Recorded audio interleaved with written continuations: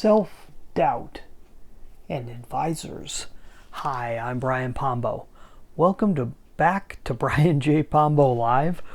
Today I wanted to talk a little bit about a situation that a friend of mine's in, and it brought up a lot of past scenarios that I've dealt with other clients going through similar scenarios where they're not exactly sure where to go next. And it's kind of created a rule for when I'm working with clients. One thing that I insist upon early on is that they only work with me if they're going to bring me on as an advisor in a particular area, whether it be content marketing or whether it be overall business strategy, that they don't have a whole bunch of other people advising them on these topics.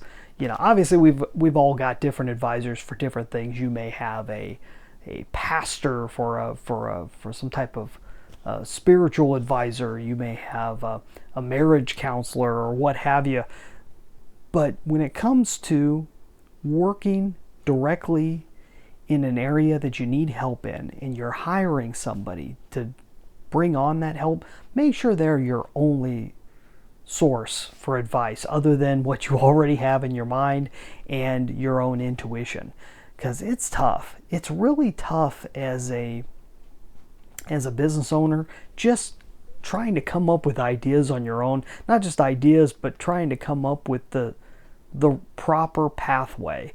Because there seems like a million of them out there, and there's at least 2 or 3 that you're probably tossing around with where to go next. And it's really easy to get sidetracked and confused on what's the right way to do, because we've all got different voices in our head telling us different directions.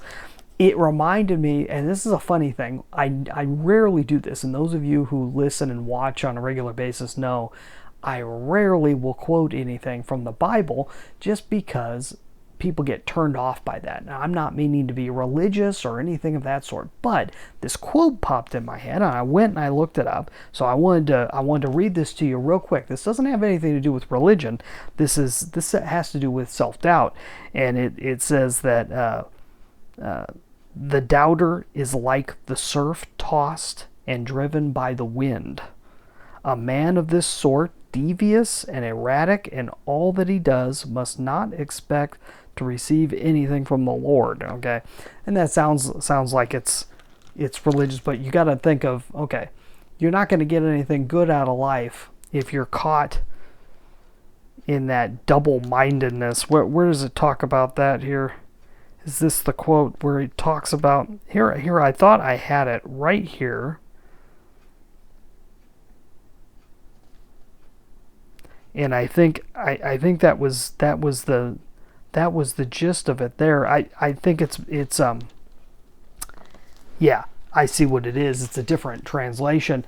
I oftentimes it discusses being double-minded, and it's that idea of you have too much going on in your head, and you've got one side telling you go this way, one side telling you go that way, and you feel like you're caught in the middle of a fight. And instead of getting into all the details regarding that, I want you to realize it's tough to be the person in charge, to be the one that's making the decisions. That's why it's important on certain situations to bring in somebody that has a little bit of perspective. And in the end, you've got to be the one to really go where your gut is sending you, where your intuition is telling you where to go. And you got to base it off of what you already have in front of you, and off of what a trusted advisor would bring to you. That don't split it between multiple advisors. You're going to get confused beyond belief. It's not worth it. Make sure that you're teamed up with the right type of person. This is from a person who's been involved in consulting and coaching for years and years. So it's definitely what I would see the people that have moved ahead the best are the ones that I've won their trust early on. So you have to find someone that you trust. If you don't trust them, then don't bring them on as an advisor. It's a bad move. But if you are going to bring them on as an advisor, lock your arms with them and move forward. Don't be double-minded. Don't get caught in confusion. When you're in a situation of confusion, you got to stop and you got to turn off the voices, the ones in your head and the ones that are all around you. I don't know if that's helpful to you at all, but that's where my mind was at tonight.